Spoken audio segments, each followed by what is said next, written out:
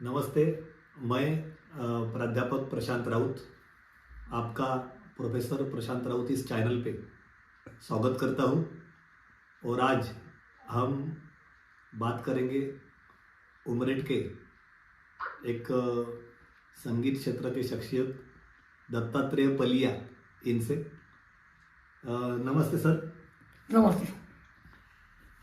दत्तात्रेय पलिया, इनका काम संगीत क्षेत्र में बहुत बड़ा है और ये अभी भी संगीत प्रेमियों के लिए एक आदर्श है। इसलिए उनसे दूसरों को प्रेरणा मिलने के लिए आज हम उनसे बात करेंगे। तो पलिया सर, आपसे मुझे एक प्रश्न है पहला। हाँ। कि आपको दोनों आंखें नहीं है। हाँ, नहीं। यानी 32वें आपके उम्र के 32वें साल में आपकी आंखें चली गई। हाँ। तो इसके पीछे क्या रीज़न है, यानी क्या हुआ था? हाँ, तो मैं जब 11वीं क्लास में पढ़ रहा था, हाँ। उस समय मेरे आँख में लकीर लग गई थी 1976 में। ये यहाँ पर ये जो है ना भाग, हाँ। यहाँ लगी थी। तो उसके कारण फिर धीरे धीरे आँख की रोशनी कम होने लगी और 1981 में टोटली रोशनी चली गई। अच्छा। तो आज संगीत क्षेत्र में आप भजन गाते हो, गज़ल गाते हो, हिंदी फिल्मी गाने गाते हो। हाँ। तो ये सब इसकी प्रेरणा आपको पहले कहाँ से मिली? हाँ, तो ये प्रेरणा मुझे ऐसी कि मैं जब बचपन में क्या है, मेरे को जो है 4-5 साल का मैं होऊंगा बड़े मुश्किल से। तो उस समय जो रिकॉर्ड, अपने घर में तो रेडियो वगैरह नहीं था क्योंकि अपन गरीब थे। तो मोहल्ले में भी रेडियो नहीं थे और घर को भी नहीं थे और इलेक्ट्रिसिटी वगैरह नहीं थी तब। तो कहीं भी दूर शादी ब्याहों में या किसी फंक्शन में जो लाउड स्पीकर बजता था, तो वो मैं सब काम सब छोड़ छाड़ के वो लाउड स्पीकर वाले के पास में, जब तक कि वो लाउड स्पीकर वहाँ से बंद नहीं हुआ तब तक वो सबके पास में जाके बैठता था। अच्छा। और वो गाने सुनता था और फिर वो घर को मैं गाकर देखता था कि जैसे दूर कोई गाए धुंध ये सुनाए, तेरे बिन छलिया रे बाजे न मुरलिया रे, ये गाने वगैरह कि मेरी अटरिया पे कागा बोले मेरा जिया डोले कोई आ रहा है। ये उस समय के गाने थे जब मैं छोटा था। अच्छा। तो तब से ही मेरे यानी गाने का जो है शौक है, ऐसे वो मैं वहाँ से आया गाना शुरू कर देता था। ओके। तो मेरा एक दूसरा प्रश्न है कि मैंने सुना है कि आपका एक ऑर्केस्ट्रा भी था। हाँ, ये तो और सही है। उसका कुछ जॉनी म्यूजिकल नाइट ग्रुप था आपका, तो थोड़ा उसके बारे में। हाँ, तो 1981 में जब मेरी आँख की रोशनी चली गई तो यहाँ एक जानी मेश्राम और देवीदास गोंडा ने, ये दो लोग मेरे को मिले। हाँ। और उनकी इच्छा हुई कि भाई अपन ने ऑर्केस्ट्रा खोलना चाहिए। तो उस समय अब गाने तो सभी लोग, बहुत लोग गाते हैं यहाँ, लेकिन रफ़ी साहब के गाने मेरे से अच्छा उस समय, यानी लोग मानते हैं, मेरे को मैं नहीं बोलता अपने मुंह से, लोग मानते हैं, बोलते हैं कि भाई तुम रफ़ी साहब के गाने बहुत अच्छे गाते, तुम्हारे से अच्छा कोई गाना उमरेठ में नहीं गा सकता। अच्छा। रफ़ी साहब का। तो उन्होंने करके वो मेरे तरफ आया और मेरे से बोले कि भाई ऐसे ऐसे अपने को ऑर्केस्ट्रा खोलना है। तो उन्होंने फिर ऑर्केस्ट्रा वो सामान वगैरह लिए, सब अकॉर्डियन, अपने साइड ड्रम और क्या क्या तो चीज़ें रही, कांगो बोंगो वगैरह। हाँ। ये सब लिए। हाँ। और फिर हम ऑर्केस्ट्रा खोले। अच्छा। और कुछ फिर उस टाइम आपका एक गीत भी बहुत लोकप्रिय हुआ था, दर्दे दिल आपने गाया था और लोगों की तालियां उस पे। हाँ, ये सही है। मैं जब भी गाता था तब उस गाने पर तालियां बजती थी। तो मैं जब वो गाना गाता था ना, अभी शायद मेरा उठाऊंगा नहीं मालूम है, ऐसा मैंने बोला, दर्द दिल दर्द जिगर दिल में जगाया आपने दिल, दर्द जिगर दिल में जगाया आपने। पहले तो मैं शायर था, आशिक बनाया आपने। दर्द दिल, दर्द जिगर दिल में जगाया आपने। क्या बात है, क्या बात है, बहुत ही बढ़िया, बहुत ही बढ़िया। यानी अभी आपकी उम्र 76 साल है, हाँ सर।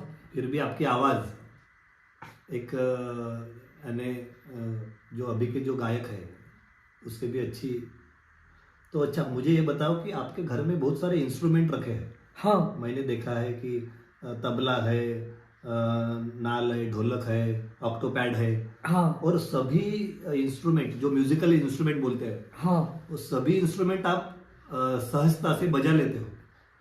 हाँ। तो मैं सभी नहीं, लेकिन आर्गन, हारमोनियम, हम्म, ढोलक, हम्म, ये नाल भी समझ लो, हम्म, ये 3-4 चीज़ें जो है हम्म। वो मैं बजा लेता हूँ। अच्छा। अब तो नहीं बजा सकता मैं, हाँ, हाँ। क्योंकि वो मैंने सीखा नहीं। तो ये कैसे क्या कर लेते हो आप, क्योंकि ये बजाने की वगैरह सब कहाँ से प्रेरणा मिली आपको? नहीं, तो इसके लिए जो है ना, आदमी को आग की आवश्यकता नहीं है, हम्म, इसके लिए दिमाग की आवश्यकता है। अच्छा। क्योंकि दिमाग की आवश्यकता इसलिए है कि आपको यदि गाना आता है हम्म, सही, हम्म, सबसे पहले सही गाना, हाँ, अगर आपको सही गाना आता है हम्म, तो आप बजाएंगे भी सही, बराबर। है कि नहीं। और आपको सही गाना नहीं आया, आपके दिमाग में अगर गाना नहीं है और आप बजाने की कोशिश करेंगे तो सही बज नहीं सकता। सही बात। क्योंकि पहले दिमाग में उत्पन्न होता है, उसके बाद में फिर हाथ काम करते हैं, उंगलियां, हम्म, है ना। तो फिर कोमल स्वर, शुद्ध स्वर, हम्म, जहाँ भी वो गए हम्म, वहाँ पर आप ऑटोमेटिक उंगली हो जाती थी। अच्छा। और मुझे ये बताओ कि आप बच्चों को भी पढ़ाते हो, म्यूजिक भी पढ़ाते हो, आपने घर में भी पढ़ाया है जितने भी मेंबर है, और जो बाकी के जो बच्चे हैं हाँ उनको फ्री ऑफ कॉस्ट हाँ उनको सब पढ़ाते हो। हाँ तो इसमें यानी मुझे ये लगा कि संगीत क्षेत्र में पढ़ाना यानी एक प्रकार आप जो उनको संगीत का दान दे रहे हो, हाँ।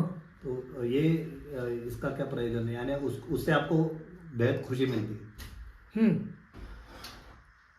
यानी ये जो बच्चे आपके पास आते हैं, हाँ तो इससे आपको बेहद आनंद मिलता होगा। हाँ, वो तो खुशी मिलती है। हाँ। और एक बात कि जो उर्दू की बात आपने की थी जो, हाँ हाँ तो यानी गुलाम अली यानी बड़े बड़े जो सिंगर है, हाँ, जैसे मेहदी हसन, गुलाम अली। हाँ, उनके जो उर्दू के शब्द रहते हैं, उनके गानों में अल्फाज रहते हैं, हाँ तो ये सिर्फ आप गाते नहीं हो, तो उसका जो व्याकरण है, उसका जो स्टडी है, हाँ वो भी उसके बारे में थोड़ा मुझे बताओ। हाँ। तो उसके बारे में जैसा आप देखो, आपको एक उदाहरण के तौर पर समझाता हूँ मैं, कि जैसे अपन गा रहे हैं, आके सज्जाता नशी कैसे हुआ मेरे बाद, न रही दस्त में खाली कोई जा मेरे बाद, है ना। आपको कुछ भी समझ में नहीं आया होगा ना, है कि नहीं, कि आके सज्जादा नशी कैसे हुआ मेरे बाद। तो सज्जादा नशी होना माने क्या, कि आदमी को जब कब्र के अंदर जब दफनाया जाता है, तो दफनाने के बाद में उसके ऊपर मट्टी डाल के उसको जब बंद कर देते हैं और कब्र बन जाती है, तो उसको बोलते हैं सज्जादा नशी। तो वो शायर जो है वो पूछ रहा है कि आके सज्जादा नशी कैसे हुआ मेरे बाद, यानी मैं मेरे बाद में तो कहीं दस्त यानी जंगल में कहीं जगह खाली नहीं थी, हाँ। लेकिन ये जो दूसरा सज्जादा नशी ये आके हुआ तो कैसे हुआ, ये शायर पूछ रहा है। तो ये जो शब्द है इसका मीनिंग अपने को मालूम होना ये है, तो अपन उसको यानी सही समझेंगे। अच्छा, बहुत सारे वर्ड है ऐसे जो ऐसे बहुत है, उसका अर्थ अपन अलग लेते हैं, और हाँ। उर्दू के हिसाब से उसका अर्थ अलग है। अलग है। तो एखादी शायरी वगैरह अगर हमारे दर्शकों के लिए आप शायरी में जैसे जब भी मैंने आपको बोला ना हाँ कि मैं एक अभी शेर सुन के आया, हाँ। तो एक शेर है, समूह संयम को मैं सुनाने वाला था। समूह संयम मुझे इनका दोनों का नाम है, एक का समीक्षा है, बड़ी जो है हाँ मेरी लड़की बोल दूंगा मैं, क्योंकि मेरी लड़की है वो। तो बड़ी का नाम है समीक्षा और छोटी का नाम है संयुक्ता। तो मेरा कैसा है, जब कोई भी खास चीज़ अगर आई तो मैं उनको सुनाता हूँ। अच्छा। तो उनको सुनाने के लिए लाया था, लेकिन अब आप भी आ गए और आप अचानक इंटरव्यू ले रहे हैं, तो आपको भी सुनाता हूँ। तो वो शेर ये है कि रास्ते पे नज़र रखना, रास्ते पे नज़र रखना, रास्ते पे नज़र रखना, होठों पे दुआ रखना। क्या बात है ना, रास्ते पे नज़र रखना, होठों पे दुआ रखना, शायद कोई आ जाए, दरवाज़ा खुला रखना। क्या बात है, क्या बात है। बहुत बढ़िया, बहुत बढ़िया। तो और एक प्रश्न है मेरे दिमाग में, क्योंकि आपका जो पूरा व्यक्तिमत्व है, हाँ, वो आपको दोनों आंखें नहीं है, उसके बावजूद भी आप इतना कुछ काम कर लेते हो। हाँ, तो इससे आपके तरफ देख के बहुत लोगों को एक क्या मिलता, बोल सकते हैं अपन, एक इंस्पिरेशन। हाँ, आपका पूरा पर्सनालिटी दूसरों के लिए एक इंस्पिरेशन है। तो मुझे बताओ कि जैसे आपका कुछ सामाजिक दायित्व भी आपने किया है, हाँ, सोशल कंट्रीब्यूशन भी आपका रहा है, और उसमें जो मुझे पता है कि आपने अपने बहन के छोटी लड़की को गोद लिया। हाँ। तो इसके बारे में थोड़ा बताओ, या आपका सामाजिक उपक्रम भी चलते रहते हैं? हाँ, तो यानी सामाजिक, संगीत के साथ साथ आप सामाजिक भी काम करते हो? हाँ, मैं जितना आप लोग से बनता है वो कोशिश मैं करता हूँ हमेशा।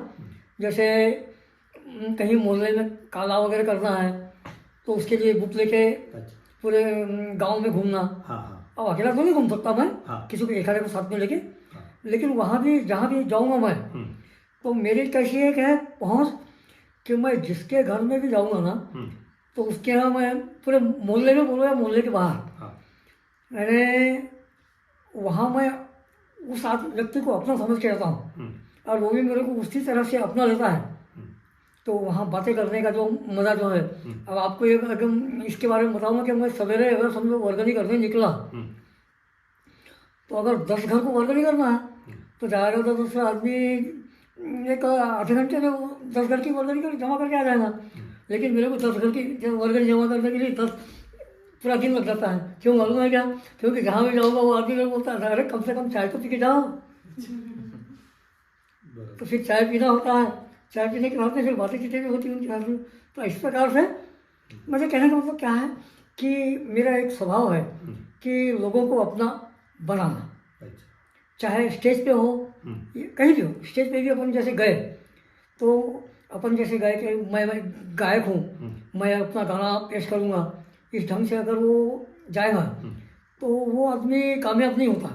जो आदमी स्टेज पे जाता है, लोगों के साथ में मिलना जुलना, उसके साथ में हंसी मजाक, उसके साथ में बातें चीतें करना, जब है कि नहीं शुरुआत करता है तो लोगों को ऐसा लगता है कि इसने ऑटोमेटिक इसने अपने ये नहीं अपना आदमी है।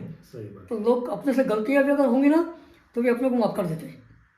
तो स्टेज की बात निकली तो मैं एक पूछना चाहता हूँ कि आप इस उम्र में भी यानी बहुत दूर तक जाते हो, कार्यक्रम में जाते हो, वो भजन का कार्यक्रम हो, गज़ल का कार्यक्रम हो, फिल्मी गाने का हो या सुंदरकांड हो, हाँ, या कुछ धार्मिक कार्यक्रम हो, आप इस उम्र में भी वो सब करते हो। हाँ, तो यानी आप अभी भी वो काम चालू है आपका? हाँ, है ना। आपका एक ग्रुप है? हाँ, और वो ग्रुप के साथ आप एकता भजन मंडल नाम से चलता है हमारा ग्रुप। अच्छा, एकता भजन मंडल। तो ये जो संगीत का जो क्षेत्र है आपका, हाँ, तो आप जो युवा पीढ़ी है, हाँ, जो संगीत के क्षेत्र में अभी फिलहाल आई है, तो उनके लिए क्या मैसेज दोगे आप? उनके लिए मैं सिर्फ इतना ही कह सकता हूँ कि आदमी संगीत क्षेत्र ही नहीं, दुनिया का कोई भी फील्ड हो, आदमी जितनी ज़्यादा उसके ऊपर मुझे सही दिशा में सही ढंग से उसके ऊपर वो मेहनत करेगा उतना उसका उसका फल मिल जाता है किसी भी फील्ड में, चाहे वो गाना हो, बजाना हो, कोई भी पढ़ाई हो, जब क्योंकि बिना मेहनत के कुछ नहीं मिलता। तो आपकी बात सही है। और एक अभी मैं एक लास्ट क्वेश्चन पूछ के यहाँ रुकता हूँ, और वो लास्ट क्वेश्चन बहुत महत्वपूर्ण है मेरे लिए। हाँ आपने बात करते वक्त बोला था कि इतने साल हो गए मैं मेरी ज़िंदगी गुजार रहा हूँ, लेकिन मैंने खुद से मेरी खुद की बात नहीं हुई, यानी खुद से मैं खुद अभी तक मिला नहीं हूँ। हाँ तो ये जो बात है इसके लिए आप क्या कर रहे हैं? हाँ, तो हुआ तो ऐसा है, मुझे ये एक खुद से बात नहीं कि इसका थोड़ा सा स्पष्टीकरण कर देता हूँ मैं। हाँ यानी मेरी आँख की जब रोशनी गई है नहीं, हाँ तो कुछ देर के लिए तो मैं समझो 1-2 साल के लिए थोड़ा सा विचलित हो गया था। विचलित मुझे, हालांकि काम धंधे सब बराबर करता था घर के वगैरह। अरे आप यकीन नहीं मानोगे, मेरा 49 किलो वजन था, तो वो 2 साल में मेरा 10 किलो वजन घट गया था, यानी 40-41 किलो से वजन रह गया था, 9 किलो रह गया था। तो इसके ऊपर से उसका मानसिक संतुलन जो है ना मेरा बहुत, यानी उस समय मेरी उम्र बड़े मुश्किल से, जब 50 साल की जब उम्र थी ना, तो मेरे को लोग कम से कम 70 या 80 साल का समझते थे। इतने जल्दी मेरे को, यानी कहना मतलब उस समय मेरे ऊपर वो मानसिक ये आ गया था, तनाव आ गया। तनाव।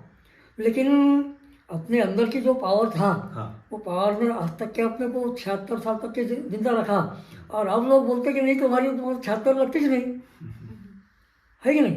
तो ये जो चीज़ थी ये, हाँ आपने प्रश्न क्या पूछे थे? खुद का खुद से मिलना है आपको। हाँ, खुद से मिलना। तो ये यानी ऐसा है कि आदमी पूरी जिंदगी सब अपने लिए, अपने परिवार के लिए, सबके लिए सब कुछ करता है, लेकिन वो ना तो अपने आप को पहचानता है ना परिवार को पहचानता है। क्योंकि जब आदमी खुद नहीं पहचानेगा तो परिवार कहाँ पहचानेगा? सही बात। सिर्फ वो करते रहता है कि नहीं। तो ये यदि आपको करना है तो इसमें आप योग जो है, हाँ योग बहुत महत्वपूर्ण है। उसमें यानी क्या होता है कि आदमी एक, आपको और एक मजेदार बात बताता हूँ कि आदमी एक तो भूतकाल में रहता है या भविष्य में रहता है, वो प्रेजेंट टेंस वर्तमान में कभी रहता ही नहीं। आप भी महसूस करते होंगे बराबर। एक तो भूतकाल के बारे में सोचेंगे या भविष्य के बारे में सोचेंगे। और योग ऐसी चीज़ है कि जो आदमी को प्रेजेंट वर्तमान में रखता है। तो जब आदमी वर्तमान में रहेगा तो ऑटोमेटिक वो जो है वो भूत और भविष्य ये दोनों की का बैलेंस रख सकता है। और जब वो दोनों का बैलेंस रखेगा तो ऑटोमेटिक वो आदमी खुद से मिल सकता है। अच्छा, तो बहुत बहुत आपका आभार कि आप हमारे इस चैनल पे आए और हमसे बात किया। तो सभी का मैं यहाँ धन्यवाद करता हूँ। और अगर आपको ये वीडियो अच्छा लगे तो आप प्लीज़ इसको लाइक करें, शेयर करें और सब्सक्राइब करें। धन्यवाद। मैं तो सिर्फ इतना बोलूँगा इस मामले में, चलो एक मिनट, मैं सिर्फ इतना बोल सकता हूँ कि आप यहाँ पर आए मेरे जैसे छोटे से आदमी का इंटरव्यू लेने के लिए। और सविता ने, आप बोलो या आपने जिन जिन लोगों ने आपको पता करने के लिए प्रेरित किया होगा उन सबका धन्यवाद मैंने करना चाहिए, क्योंकि मेरे पास कुछ भी नहीं है, मैं एक बहुत छोटा सा आदमी हूँ। नहीं सर, ठीक है, फिर रुकते हैं। धन्यवाद।